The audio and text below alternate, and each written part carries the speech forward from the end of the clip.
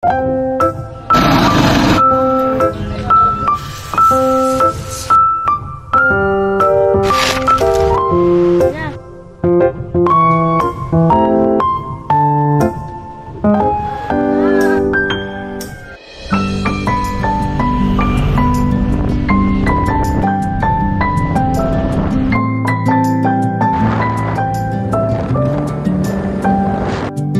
you always find your way to higher ground.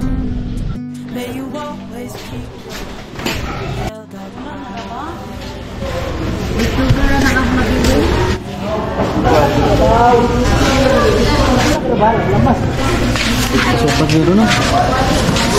Held at your touch. Just the sight of you when I'm at.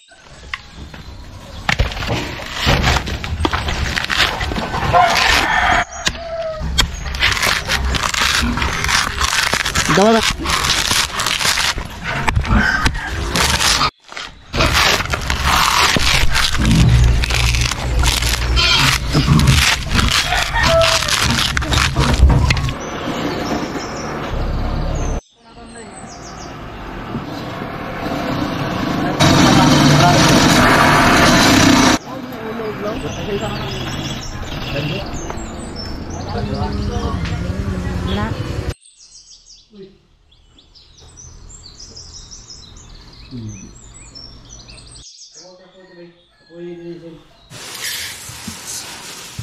Gusto mo ba niya? Ambot.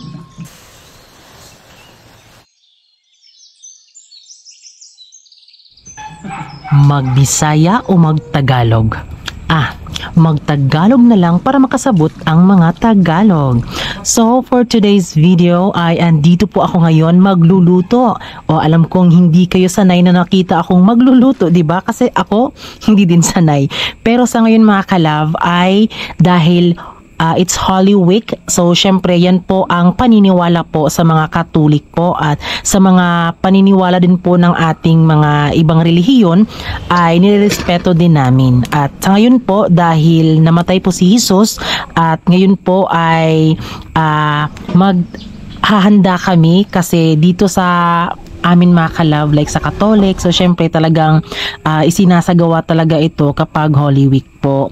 Ayan, so ang ibig sabihin po niyan, so dahil talaga it's Holy Week, so talagang dapat hindi ka kakain ng mga kanin or karne, kasi yun kasi yung paniniwala sa amin mga ka-love na huwag kang kumain ng ganyan, di ba? Pero wala din namang masama kung maniwala yung iba, pero sa amin ito talaga yung paniwala namin na hindi ka kakain ng mga kanin, ganun, yung mga karne, tapos mga pritong isda, ganon. So yung sa amin, dahil yung dapat kakainin namin kapag Holy Week po ay pwede binignit kung sa Bisaya pa or landang, ganon.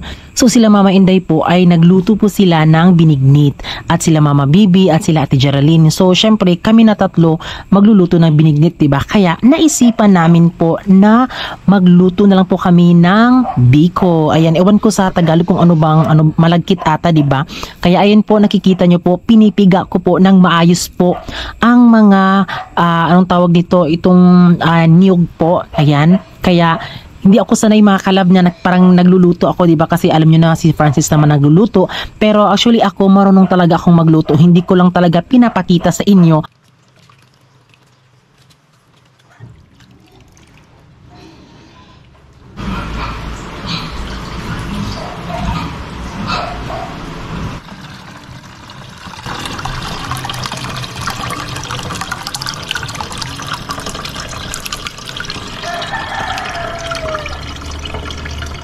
Pinipiga ko po yung niyog po at minimake sure ko po na makuha ko po yung espiso kung sa Bisaya pa. O, diba? Diba nakita nyo, sinain ko po yung pilit, diba? Kaya hindi ko po yan mga kalab, hindi ko yan nilagyan po ng kanin talaga. Pilit lang talaga lahat. Dahil tapos na pong naluto yung malagkit o yung pilit kung sa Bisaya pa. Kaya po sinunod ko po yung gata na espiso at nakikita nyo mo mga kalab na talagang medyo madami yung gata ko sinadya ko po yan dahil yan po ang parang gustuhan ko mga kalab, no, para medyo madami po yung maluto naming latik kasi di natin sure na baka siguro makulangan tayo sa latik. So latik si ang ano, di ba, tawag sa amin. Kaya yan, nilagyan ko po siya ng asukal, brown sugar, 1 kilong sugar na 2, at yung kalamay na tinatawag dito sa amin na yan ay maitim. Kaya ito po ay kapag dito po nagluluto ako mga kalab, syempre talagang aanuhin po siya ng sandok para hindi po magdikit-dikit po yung mga ating latik kung sa Bisaya pa, no? Kaya i-comment nyo dyan kung ano ba ang Tagalog sa latik at kung ano ba ang tawag sa biko sa Tagalog, di ba?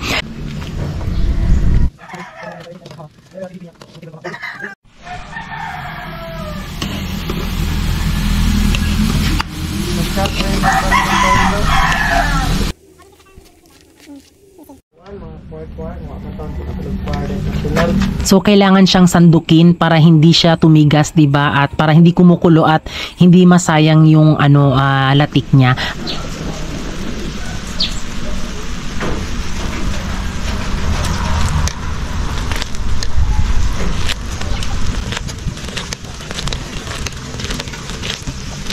At ito na nga, nakikita nyo po na talagang, my God, umuulan talaga siya. Nagwo-worry na ako mga kalab kasi umuulan na siya. So paano ba to?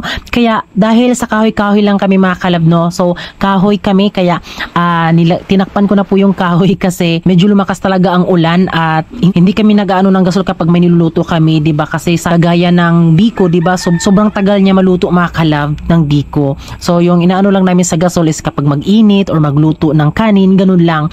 Pero ito sa mga ganito ay dapat kahoy-kahoy lang. Pero meron naman po kaming plano po ni Francis na gumawa po ng abuhan kung sa Bisaya pa. At ayan, dahil naluto na po yung ating malagkit or biko, so syempre yan po ay ilalagay po natin yan sa ating kawali. So alam nyo naman talaga yan, di ba? At talagang alam nyo mga kalab, first time ko pong magluto po ng biko, di ba? So yan po ay talagang inaano ko talaga ng maayos. At alam nyo ba dito din sa amin, or ewan ko ba sa inyo din, kapag na kumukulo na po yung latik, so nilalagay talaga namin siya sa panaksan, di ba? Panaksan kung sa Bisaya pa ganon.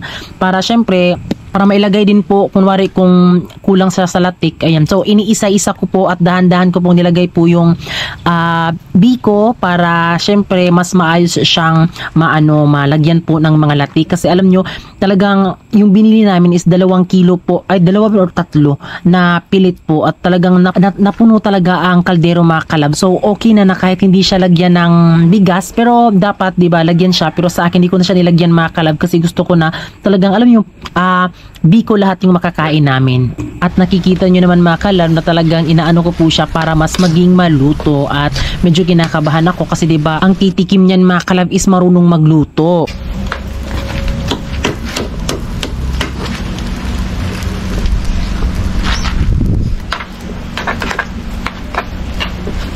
At ayan na po mga kalab, dahil medyo nakulangan tayo sa latik dahil sa dami po ng ating biko, ayan, inalagay ko po yung mga latik dyan sa biko dahil nakulangan tayo ng latik, o diba? Pero okay lang yan mga kalab, ganun talaga. Hindi tayo perfect magluto, kaya I'm sure madaming mag-ano dyan, pero sige kayo na. Pero ayan po, ginawa ko lang talaga yung best ko at talagang yun, yung sa akin kasi parang tinitimpla ko siya na mas maging ano po siya, ma-mix siya para kapag natikman po yung biko, hindi siya yung sobrang matamis na biko at hindi din po yung sobrang biko na matabang kasi diba may biko na sobrang tamis, kaya parang madali ka lang matapos kumain ng biko, diba? Kaya yun po, yan yung ginawa ko para ma-mix lahat at para saktong-sakto talaga ang pagtimpla. So yun lang muna mga kalab, at tapusin niyo po itong video hanggang matapos. So yun mga kalab, tapos na din po ako magluto ng biko at tsaka pa po siya umulan ng malakas mga kalab. Ito na po yung ating biko mga kalab. Oh, ayan. O diba?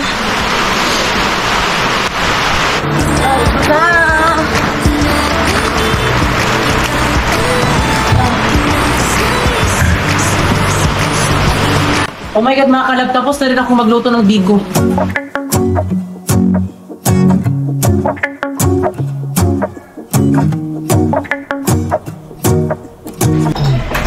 Kutsara ako, babe, panos.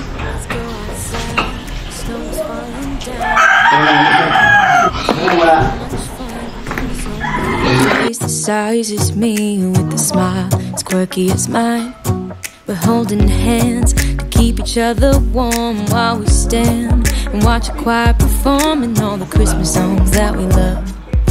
Yeah, all the Christmas songs that we love. And in a while we're gonna go inside and drink our chocolate by the fire. 'Cause all I want is to... Sakto-sakto lang makalab yung timpla sa biko makalab. Hindi gaano ka matamis. Kunti lang yung matamis. presents as long as I spend this day. Mga kalab, ito na po yung ating biko at sila po ay kumakain na po sila Mama Bibi. So papadalhan natin sila kapag umuwi sila at syempre ngayon po ay bibigyan na naman po natin sila Mama Inday. Ayan, dahil sobrang sarap talaga niyan mga kalab. At ano masasabi mo sa biko ko, Bi? Siyempre, napakasarap at hindi gaano katamis. Normal lang yung timplado niya. Oo, kasi alam niyo parang talagang ini-estimate ko talaga mga kalab na para kapag kumakain ka, hindi ka agad masumhan kung sa Bisaya pa. Kasi ito mga kalab, kinakain ko ito parang 'di ba may mga bigo kapag kinakain mo siya sobrang tamis, parang ayaw mo nang kumain kahit isang kutsara lang yung nakakain mo.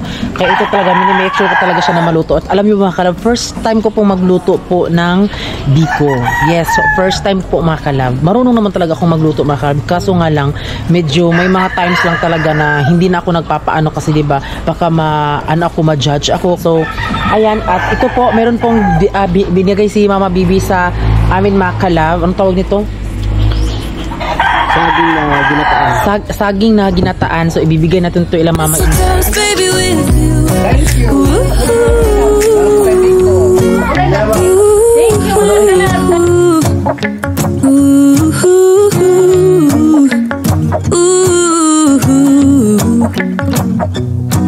And in a while we're gonna go inside and drink our chocolate by the fire. 'Cause all I want is to spend this day with you. Let me give you